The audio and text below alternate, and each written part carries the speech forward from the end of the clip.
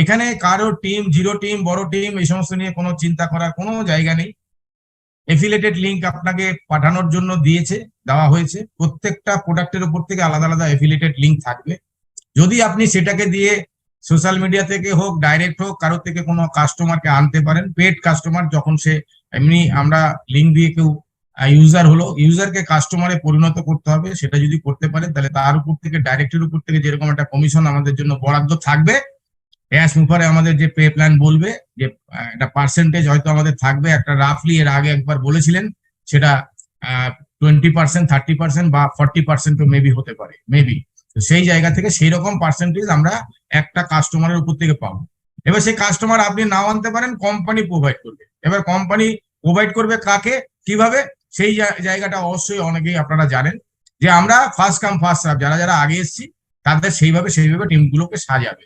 যে কোম্পানির কাছে যত কাস্টমার আসবে, কোম্পানি কোনো কাস্টমারকে ডাইরেক্ট কোনো প্রোডাক্ট সেল করবে না, সোজা বাংলা কথা। তাহলে কোম্পানি কি করবে না, আমাদের যে এই 14 লক্ষ প্লাস ফাউন্ডার আছে তাদের কোনো না কোনো লিঙ্কে সেটাকে প্রোভাইড করবে। তাহলে কাকে আগে দেবে কাকে পরে দেবে এটা নিয়ে তো একটা মানে হজপজ ব্যাপার হয়ে যাবে।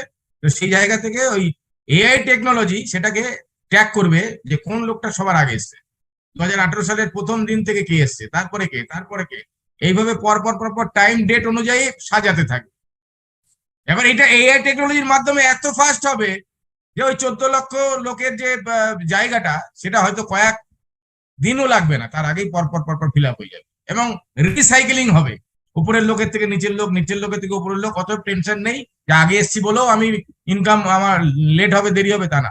আমরা পরে যারা এসেছি তারাও, আমরা লাস্ট যে লোকটা আমাদের ফাউন্ডার মেম্বারশিপ পেয়েছিল তিনিও এখান থেকে খুব ভালোভাবে ইনকামটা পাবে। এইবার বলতে পারেন যে তাহলে যারা টিম তৈরি করেছে তাদের কি ভ্যালু? টিম তৈরি করেছে তাদের জন্য ডাইরেক্টের উপর থেকে অবশ্যই থাকবে এবং টিমের মধ্যে থেকেও সেটা থাকবে অবশ্যই। সেটা আমাদের অ্যাসমুপারে স্যার এসে বলবেন যে আমাদের পে স্ট্রাকচারটা কিভাবে সাজানো হয়েছে। সেটা হয়তো নেক্সট কর্পোরেট ওয়েবিনারে আমাদের পেড ভার্সনে আমরা সেটা জানতে পারবো যে আমরা কিভাবে এখান থেকে আমাদের টিমটা সাজবে এবং প্রত্যেকটা ফাউন্ডারের উপর থেকে আমরা কিভাবে ইনকাম পাবো বা ইউজারের থেকে কিভাবে পাবো, ইউজাররা কিভাবে ইনকাম করবে, সেটাও আমাদের এখানে একদম নিশ্চিন্ত ভাবে আমাদের অ্যাসমুপারে এসে বলবে। তার জন্য আমরা ধৈর্য ধরেছি, ধৈর্য ধরে আছি, ধৈর্য ধরে থাকবো, কোনো অসুবিধা নেই। ধৈর্য আমাদের কোম্পানি তো বলেছে শুধু ধৈর্যটা রাখবো, আর তো কিছু না।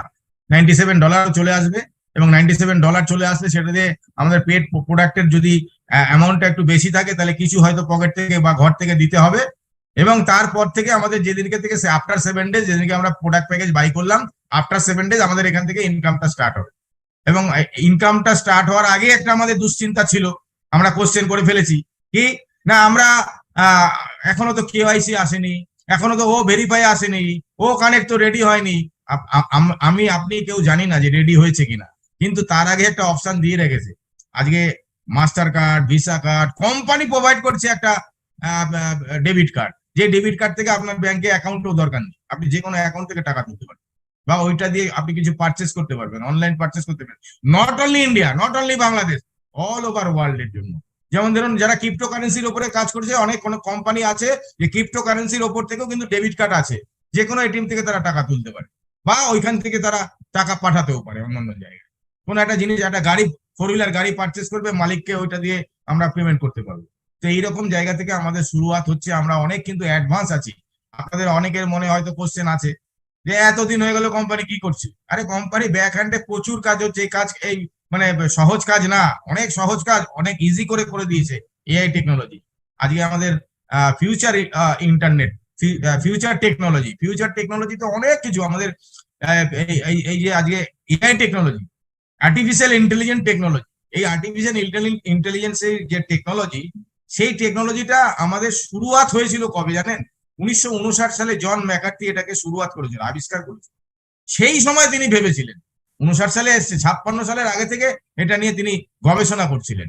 তাহলে 56 সালের আগে আসার পর 59 সালে যখন এটা মার্কেটে আনলো, তখন যে তার যে সেই বিজ্ঞানীর যে স্টুডেন্টরা ছিল, তার স্টুডেন্টরাও তিনি তখন সেই সময় তাকে বিশ্বাস করেনি।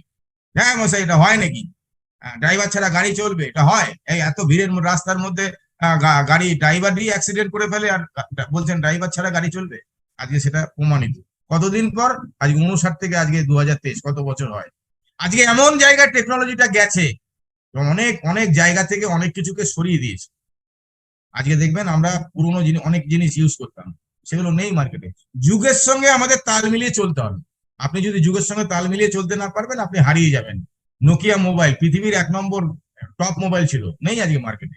আজকে আমরা আহ ভারত বাংলাদেশে আমরা টেলিফোন বুথে বিদেশে কথা বলতাম বা ডোমেস্টিকে কথা বলতাম, সেটা উঠে গেছে, এখন নেই। তো এরকম অনেক জিনিস আছে, আমাদের বাজাজ স্কুটার ছিল, নেই মার্কেটে। তাহলে তারা যুগের সঙ্গে তাল মিলিয়ে চলতে পারেনি। আমাদের করতে হবে কি, যুগের সঙ্গে আমাদের তাল মিলিয়ে চলতে হবে, নাহলে আমরা হারিয়ে যাব। আজকে এআই টেকনোলজি অনেক লোকের চাকরিও কিন্তু খেয়ে নেবে, সংকোচন করে দেবে, আবার বাড়িয়েও দেবে চাকরি। কিরকম?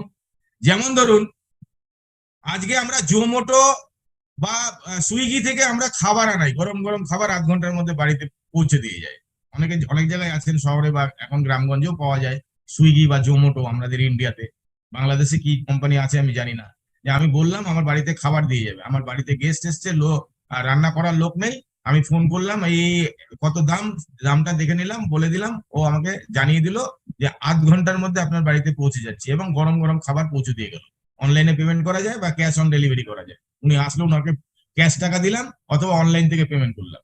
তাহলে এই যে যারা ডেলিভারি বয় গুলো আছে বা আদার্স, আমরা অ্যামাজন বা ফ্লিপকার্টের থেকে আমরা কোনো প্রোডাক্ট পারচেস করি, সেই প্রোডাক্টটা যখন আমরা পারচেস করি, ডেলিভারি বয় আছে দেখবেন বাইকে করে করে তারা বাড়ি বাড়িতে পৌঁছে দিয়ে যায়। বড় পিঠে বড় বস্তার মতো ব্যাগ, সেই ব্যাগের মতো অনেক কাস্টমারের মালপত্র, তাদের প্রত্যেকের বাড়ি বাড়ি গিয়ে তারা পৌঁছে দেয়। কোনো কোনো ক্ষেত্রে ক্যাশ অন ডেলিভারি, আবার কোনো ক্ষেত্রে আপনাকে অনলাইন পেমেন্ট করতে হবে।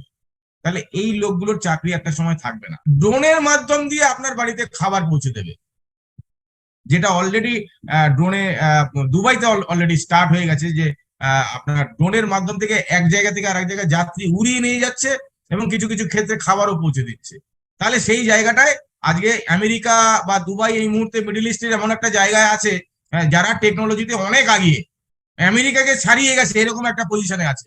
তারা দুবাইতে এমন সিস্টেম তৈরি করছে টেকনোলজির, যেটা অন্য অন্য পৃথিবীর কোনো কান্ট্রি এখনো পর্যন্ত ভাবতেই পারছে না।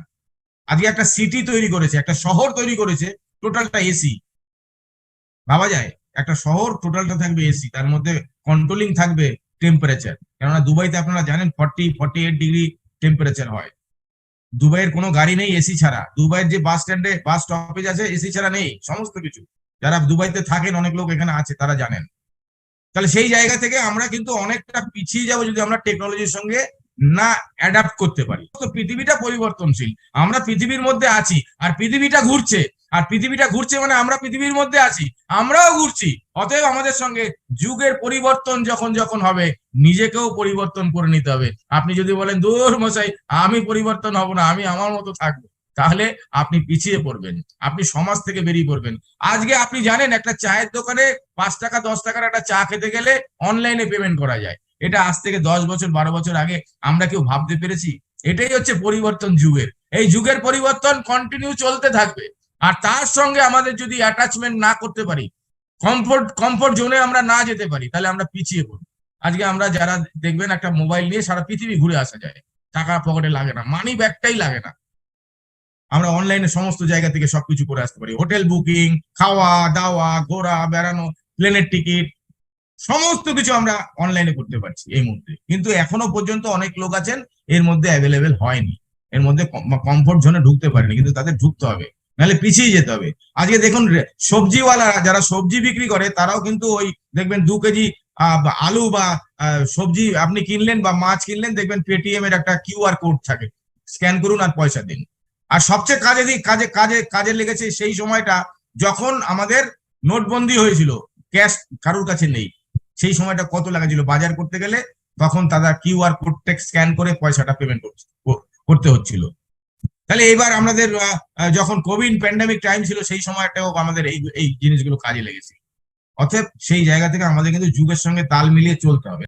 আর আমাদের টেকনোলজি, আজকে এআই টেকনোলজি এমন জায়গায় গেছে, ইচ অ্যান্ড এভরি সেক্টর, কোন সেক্টর বাদ নেই যেখানে না এআই টেকনোলজি তৈরি হয়। আগে এআই টেকনোলজি তৈরি করেছিল কিছু মানুষ, কৃত্রিম বুদ্ধিমত্তা, মানুষের মাথা থেকে এআই টেকনোলজি তৈরি হয়েছিল। জন ম্যাকার্থি থেকে শুরু করে পরপর তার স্টুডেন্টরা এটাকে আগিয়ে নিয়ে গেছিল। এখন এআই টেকনোলজিকে ডেভেলপমেন্ট করছে এআই টেকনোলজি। যে তৈরি হয়েছে সেই তাকেই আবার ডেভেলপ করছে, এখন মানুষকে ডেভেলপ করতে হচ্ছে না, এই জায়গায় পৌঁছে গেছে এআই টেকনোলজি। আর পৃথিবীতে আগামী 500 বছর রাজত্ব করবে এআই টেকনোলজি। আপনি জানেন যে একটা মানুষ, একটা ডাক্তার, সে একটা এমন অপারেশন করতে পারছে না, সেটা একটা রোবটে করে দিচ্ছে এআই টেকনোলজি দ্বারা। শরীরের ভেতরের অপারেশন করে দিচ্ছে, হার্ট ফুটো করে অপারেশন করে দিচ্ছে, এবং সেটা একটা ডাক্তার যেইভাবে করে, বিখ্যাত বিখ্যাত ডাক্তার আছে হার্ট স্পেশালিস্ট, তাদের থেকে বেটার অপারেশন করে দিচ্ছে। কলকাতাতেও পিজি হসপিটালে অনেক দুরারোগ্য অপারেশন আমাদের এআই টেকনোলজি করেছে, রোবট করেছে। তাহলে সেই জায়গায় আমরা আছি। আমাদের কোন সেক্টর আছে বাদ? আজকে চাষাবাদ করতে যাবেন, ধান কাটা, ধান রোয়া, সমস্ত কিছু এআই টেকনোলজি গ্রাস করেছে। ধান করে সেটাকে চাল তৈরি করা, সব এআই টেকনোলজি। এমন কোন সেক্টর দেখাতে পারবেন না যে সেক্টরে এআই টেকনোলজি ঢোকেনি বা গ্রাস করেনি। আর এমন একটা টেকনোলজি, যে টেকনোলজির জন্য আমরা 500 বছর রাজত্ব করতে পারবো, এআই টেকনোলজির জন্য। পৃথিবীতে এমন কোন সেক্টর নেই যেখানে গ্রাস করেনি। আপনি একটা সেক্টরের নাম বলবেন যেখানে এআই ঢোকেনি, ঢুকে গেছে। কিভাবে কাজ করে এআই টেকনোলজি? একটা ইউটিউব আপনি খুলছেন, ফেসবুক, সব জায়গায় এআই টেকনোলজি। আজকে আপনি ইউটিউবে একটা গান শুনছেন, কিশোর কুমারের গান শুনবেন, দুদিন আগে তার জন্মদিন গেল, গান শুনছেন, একটা যখন আপনি কিশোর কুমারের গান সার্চ করবেন, দেখবেন পরপর পরপর সব কিশোর কুমারের গান আপনার কাছে। পরবর্তী সময় যখন ইউটিউবটা খুলবে, অনপেসিভ খুলবেন, দেখবেন পরপর পরপর সব অনপেসিভের ভিডিওগুলো আপনার কাছে সার্চিং করেছেন, আপনার কাছে দিয়ে দিচ্ছে। দেখুন, আপনি এগুলো দেখুন যে আপনার টেস্টটা ওই টেকনোলজি ইউটিউবের থেকে মাধ্যম দিয়ে জেনে গেছে যে উনি এই জিনিসটা দেখতে চাইছে, সেই জন্য সেইগুলো পর পর পর পর আপনার কাছে চলে আসে। তো সেই জায়গা থেকে আর্টিফিশিয়াল ইন্টেলিজেন্সের অবদান অনেক কিছু। যে আপনি ফাঁকি দেবেন হবে না, আপনাকে 8 ঘন্টার ডিউটি 8 ঘন্টার ডিউটি দিতে হবে। তার জন্য আপনার কি কি রিক্রিয়েশন দরকার আছে, আপনার স্যালারি বাড়ানোর দরকার আছে কিনা, আপনি কত টাকা আর পাওয়ার যোগ্য, সমস্ত কিছু আর্টিফিশিয়াল ইন্টেলিজেন্স সেট করছে এখন। দেখবেন একটা একটা অফিসে, একটা মানে প্রাইভেট সেক্টরে দেখবেন কারোর মাইনা 10,000, কারোর মাইনা 20,000, কারোর মাইনা আবার 1,00,000 টাকা। তাহলে কেন? ও তো যেইটুক টাইম দিচ্ছে, অন্য লোক তো সেইটুক টাইম দিচ্ছে। নিজেকে তৈরি করেছে সে কতটা, সে 1,00,000 টাকার পাওয়ার যোগ্য, তাই তাকে 1,00,000 টাকা দেওয়া হচ্ছে। একটা প্রাইভেট সেক্টরের মালিক সে বুঝছে যে এই লোকটার থেকে আমি 5 লক্ষ টাকা বা 10 লক্ষ টাকার ইনকাম করিয়ে নিচ্ছি, তাই ওকে আমি 1,00,000 টাকা দিচ্ছি। আর যাকে 20,000 টাকা মাইনে দিচ্ছি, তার থেকে হয়তো আমি 1,00,000 টাকা ইনকাম বের করে নিচ্ছি। ঘর থেকে লস করে তো কেউ আর স্যালারি দেবে না। তো যাই হোক, এইভাবে ইন্টারনেট জগৎটাকে পুরো একদম গ্রাস করে নিয়েছে কিন্তু এআই টেকনোলজি প্রত্যেকটা সেক্টরে। তো সেই জায়গা থেকে আমরা এআই টেকনোলজির সমস্ত প্রোডাক্ট গুলো পাচ্ছি।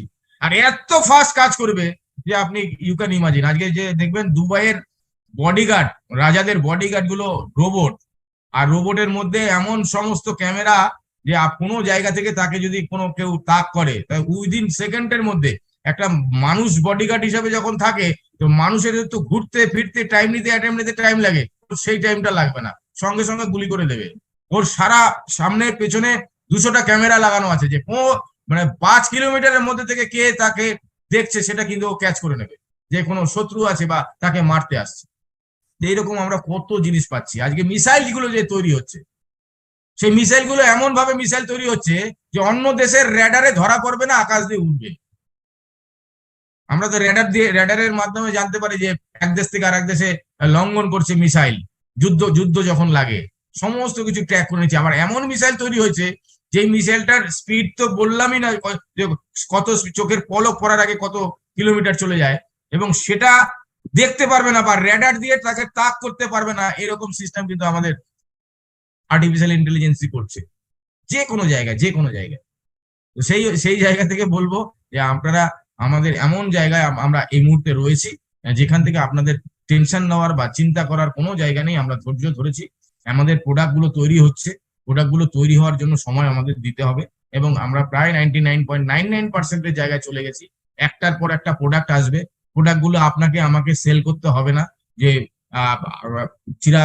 চিরাচরিত যে আমরা যে মাল্টি লেভেল মার্কেটিং এর কথা বলি, যে বাড়ি সাবান শ্যাম্পু গিয়ে হাতে পায়ে ধরে তেল ধরে বিক্রি করে তারপরে আমি পয়সা ইনকাম করবো, আগে সেই কোম্পানিটা না, পিওরলি আইটি সেক্টরের কোম্পানি। সেখানে আপনার প্রোডাক্ট তৈরি হচ্ছে, প্রোডাক্টটা সে সেল করবে যে আমাদের কোম্পানি টেক টিম। আমাদের কি করতে হবে, আমরা ফাউন্ডার মেম্বার হিসাবে এসে গেছি, অতিথি হিসাবে এসে বসে পড়েছি। এবার খাবার আমাদের টেবিলে সাজিয়ে দিয়েছে, আমরা খাবো, খেয়ে আবার আবার যেন উল্টো পাল্টা মন্তব্য না করি। আমরা অনেক সময় যাই অন্যের বাড়িতে খেতে, খাওয়ার পর নিমন্ত্রণ খাওয়ার পরে ওই মাংসটা একটু ঝাল বেশি হয়েছে, ওইটা একটু নুন বেশি হয়েছে, এগুলো আমরা বলে আসছি, আমাদের কালচারের মধ্যে পড়ে, বাঙালির কালচার। অবশ্যই না, একটা লোক আপনাকে খাওয়াচ্ছে, অবশ্যই তার বেস্ট খাওয়ানোর চেষ্টাটা সে করে, তার মধ্যে থেকে ভুল ত্রুটি মানুষ হতেই পারে, তো সেই জায়গা থেকেও আমরা এগুলো করে থাকি। অতএব আমাদের এত কষ্ট করে, এত ইয়ে করে, সমস্ত কিছু রাত জেগে 24 আওয়ার্স কাজ করার পরও দেখবেন বলবে, ও অ্যাসপো করে কি করছে, এতদিন লাগে নাকি? এই সমস্ত ধরনের প্রোডাক্ট তৈরি হতে গেলে কতদিন লাগে, এটা একটু আপনারা যদি ক্যালকুলেশন করেন বুঝতে পারবেন। আমরা একদম সঠিক ওয়েতে আছি, সঠিক টাইমে আছি, একদম স্টেপ বাই স্টেপ আমরা আগাচ্ছি, প্রত্যেক দিন আমরা ডেভেলপ করছি। তাহলে আমাকে ডেভেলপমেন্ট রেগুলার বেসে করতে হবে। আমাকে কি করতে হবে না, আমাকে করতে হবে যে আমি এই সম্বন্ধে আমি জানবো, প্রোডাক্টের নলেজ নেবো। প্রোডাক্টটাকে বিক্রি করতে বলেনি, প্রোডাক্টটা কি সেটা তো জানতে হবে। কোনো সময় আপনার দরকার পড়লো, কেউ আপনার কাছে জানতে চাইলো হোয়াট ইজ অনপ্যাসিভ, ওখানে প্রোডাক্টটা কি, তার ফিচার্সটা যদি আপনি না জানেন তাহলে তাকে বলতে পারবেন না। তাহলে আপনাকে বলবে আপনি এই কোম্পানির ফাউন্ডার, আপনাকে একটু অন্যরকম ভাবে দেখবে। অতএব আমরা নিজেকে আপগ্রেড করব। একটা 10,000 টাকার মোবাইলকে মাসে একবার আপগ্রেড করতে হয়, এক একটা অ্যাপ্লিকেশনকে রেগুলার আপগ্রেড করতে হয়। তাহলে আমরা তো 300-350 কোটি টাকার একটা মানব, একটা মানুষের দাম হচ্ছে 350 কোটি টাকা। টোটাল যতগুলো আমাদের অর্গান আছে, একটা অর্গান, তাহলে আমরা গরিব বলি কেন? কেউ অনেকে আমরা বলি আমরা গরিব, আগে না। 350 কোটি টাকা দাম একটা বডির, প্রত্যেকটা পার্টস মিলিয়ে। তা তো পাওয়া যায় না অনেক সময়। কেউ দেবে? চোখ দেবে আপনার? আপনার হাতটা দেবে কেটে? পাটা দেবে? হার্ট দেবে? কিডনি দেবে? দেবে না। তাহলে এত দাম আমাদের, তাহলে আমরা গরিব কোথা থেকে? তো সেই জায়গা থেকে বলবো যে আপনারা ভাববেন না যে আপনাদের জন্য আমরা কোম্পানির লোক বসে আছে কিছু করছে না। কোম্পানি একদম টেক টিম 24 আওয়ার, শুধু জিনিসটা তৈরি হচ্ছে তা না, মার্কেটিং, সেটাকে সেল করতে হবে। তো আপনাকে তো বলেনি সেল করতে, তাহলে তো কোম্পানি কবে তৈরি করে বলতো যান আপনার বিক্রি করুন আর পয়সা ইনকাম করুন। বিক্রি করতে পারলে পয়সা পাবেন, নাহলে পয়সা পাবেন না, এটা তো বলেনি কোম্পানি। কোম্পানি বলে যে দায়িত্ব আমার, একটা শপিং মল তোমাকে তৈরি করে দিলাম, তোমাকে ওখানে পুরো ঘরটার মধ্যে সাজিয়ে দিলাম প্রোডাক্ট দিয়ে, এবং প্রোডাক্টটা সাজিয়ে দেওয়ার পর কাস্টমারও পাঠিয়ে দিলাম সারা পৃথিবী থেকে। সে কাস্টমার প্রোডাক্টটা কিনলো, কেনার কমিশনটা তুমি শুধু নাও হাতে, আর কিচ্ছু না। আবার আবার ওই প্রোডাক্টটা যেইটার দাম ছিল সেই দাম দিয়ে আবার প্রোডাক্টটা কিনে ওখানে সাজিয়ে দিন, কাস্টমার পাঠিয়ে দেবে, কমিশনটা, আপনার যে রেমুনারেশনটা সেটা আপনি পাবেন। এটা হচ্ছে সোজা পাতি বাংলা কথা, এইভাবে আমাদের ইনকাম হবে। আর এবার আপনার মধ্যে কোশ্চেন আসতে পারে, তাহলে এত লক্ষ লক্ষ কোটি কোটি কাস্টমার কোম্পানি কোথা থেকে আনবে? সেই হেডেক আপনার না। 500 কোটি ইন্টারনেট ইউজাররা আসবে। ইন্টারনেট ইউজ করে এমন কোন লোক থাকবে না যে অনপ্যাসিভের প্রোডাক্ট তারা ব্যবহার করবে না, বাধ্য হবে, 100% নিতে বাধ্য হবে। তাহলে সেই প্রোডাক্ট গুলো বিক্রি হলে কোথায় যাবে? কোম্পানি তো নিজে একটা প্রোডাক্ট সেল করবে না। এই 14 লক্ষ ফাউন্ডার, আমরা কত লাকি। তারপরেও যার মাধ্যমে পেয়েছি তার নামটা পর্যন্ত মুখে আনি না। আমি নিজে অনেক কিছু জানি, এরকম ভাব অনেকের আছে, সব জানতা গামছাওয়ালা আছে, অনেক আছে আমাদের মধ্যে। তো সেই জায়গা থেকে বলবো যে যার মাধ্যমে পেয়েছেন, যদি কৃতজ্ঞতা বোধ না থাকে, উপরওয়ালার বিচার আছে। কৃতজ্ঞতা বোধটা দেখাবেন যে যার মাধ্যমে এই স্বর্গীয় প্ল্যাটফর্মটা আপনি পেয়েছেন, সেই লোকটা দেখতে কুৎসিত হতে পারে, তারপরও সেই লোকটার মাধ্যম ওই সৃষ্টিকর্তা তার মাধ্যম দিয়ে আপনার কাছে পাঠিয়েছে, আর তাকে অস্বীকার করবেন? সৃষ্টিকর্তাকে অস্বীকার করা কি হতে পারে? এবার ভাবুন, দিতে 1 সেকেন্ড টাইম নেয় না, নিতেও 1 সেকেন্ড টাইম নেয় না। যাই হোক, অনেক রাত হয়ে গেছে, আর একটা শুধু গল্প বলবো যে সৃষ্টিকর্তা যদি আপনাকে বাঁচায়, তাহলে পৃথিবীর কারো ক্ষমতা নেই আপনাকে মারবে। যত বড়ই সে শক্তিমান লোক হোক না কেন, যত বড়ই গুন্ডা হোক না কেন, যত বড় বদমাস হোক না কেন, তার হাতে যত বড় এলএমজি এসএমজি থাকুক না কেন, পারবে না। রাকে হরি তো মারে কে? আর সৃষ্টিকর্তা যদি মারে তাহলে আপনাকে বাঁচাতে কেউ পারবে না, আবার তিনি যদি বাঁচায় তাহলে মারতে আপনাকে কেউ পারবে না। টাইটানিক জাহাজ আপনারা জানেন 1912 সালে তৈরি হয়েছিল। এমন একটা জাহাজ, যেই জাহাজে প্রায় 12 বছর ধরে সেই জাহাজটাকে তৈরি করা হয়েছিল, 5 স্টার ক্যাটাগরির একটা জাহাজ। সেই সময় 1912 সালে ইংল্যান্ড থেকে আমেরিকা যাওয়ার জন্য তৈরি হচ্ছে, এবং সেটা তৈরি এমন অত্যাধুনিক ভাবে তৈরি হয়েছিল যে বলা হয়েছিল সেই সময় যে এই জাহাজ জীবনে কোনোদিন ডুববে না, না ডুবনেওয়ালা জাহাজ, মানে এই জাহাজ ডুববে না। এবং সেখানে এত সুন্দর ফেসিলিটিস ছিল, সেই ফেসিলিটিস 5 স্টার হোটেলে যে ফেসিলিটিস থাকে ওই 2012 সালে 5 স্টার হোটেলে থাকার যে ক্যাটাগরি, সেই ক্যাটাগরি দিয়ে তৈরি হয়েছিল। এবং টিকিটেরও দাম ছিল 7 দিনের মধ্যে আমেরিকা পৌঁছাবে ইংল্যান্ড থেকে, এবং তারা আবার ব্যাক করে আসবে।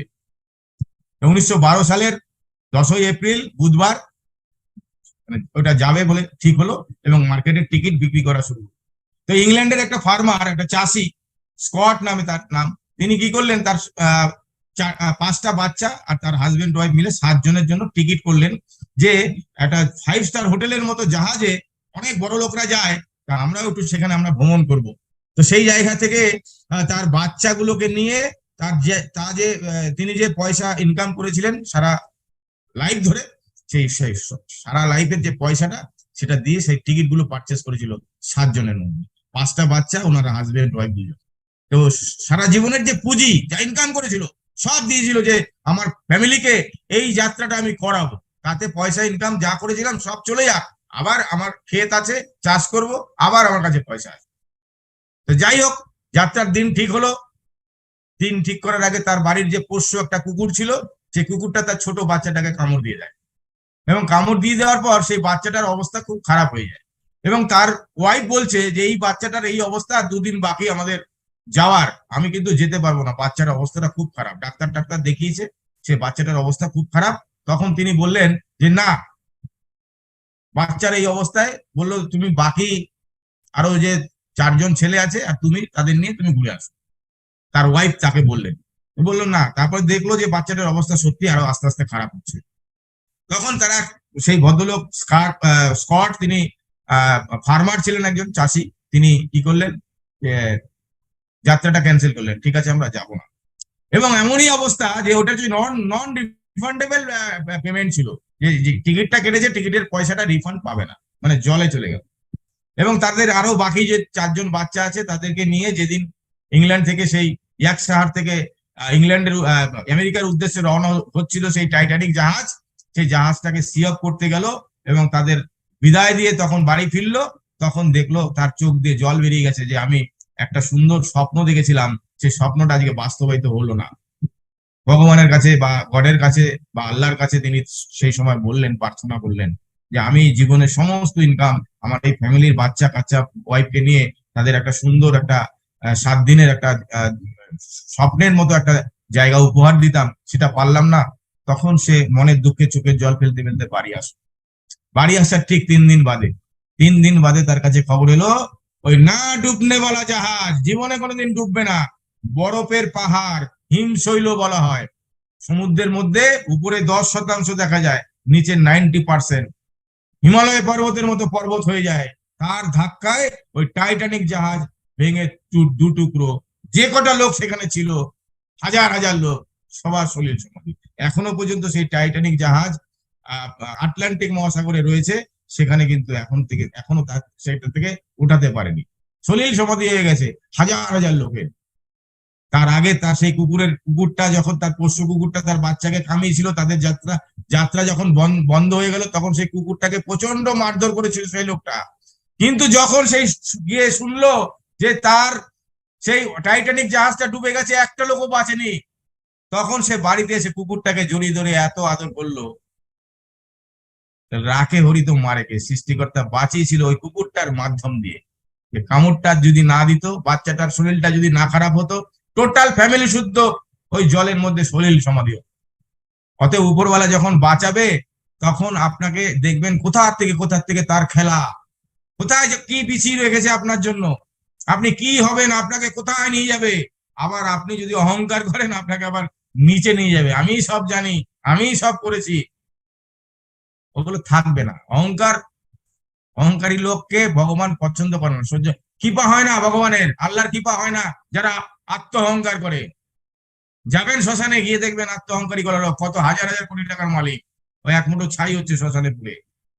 কবরস্থানে যাবেন, কত হাজার হাজার কোটি টাকার লোক, চাকর বাকর, গাড়ি বাড়ি সব আছে, ওই কবরে চলে যেতে হবে একটা কফিনের মধ্যে, 3.5 হাত কাপড়। অতএব অহংকার না। আমরা আজকে ফ্রেন্ডশিপ ডে, সবাইকে বলবো ভালো থাকবেন, সুস্থ থাকবেন, মানুষের জন্য ভালো ভাববো। আপনি মানুষের জন্য ভালো ভাবলে, মানুষও আপনার জন্য ভালো ভাববে, উপরওয়ালাও আপনার জন্য ভালো ভাববে। অতএব আপনারা সবাই ভালো থাকুন, খুব ভালো টাইম আসছে, সেই সময় মাথা ঠান্ডা রাখতে হবে এবং অনেক ভালো কাজ আমাদের করতে হবে। এই বলে সবাইকে আন্তরিক প্রীতি শুভেচ্ছা, যারা আমার থেকে বয়সে বড় আছেন তাদের প্রণাম। আজকের অনুষ্ঠান শেষ করছি। আমরা নেক্সট মঙ্গলবারে আমরা যেহেতু রবীন্দ্রনাথ ঠাকুরের তিরোধান দিবস 22শে শ্রাবণ, সেদিনকে আমরা একটু গান আবৃত্তির প্রোগ্রাম করব সবাই মিলে। আর তারপরে বৃহস্পতিবার আবার আমাদের যেরকম প্রোগ্রাম হয় সেরকম ভাবে প্রোগ্রাম করবেন। Thank you, thank you, thank you, love you all.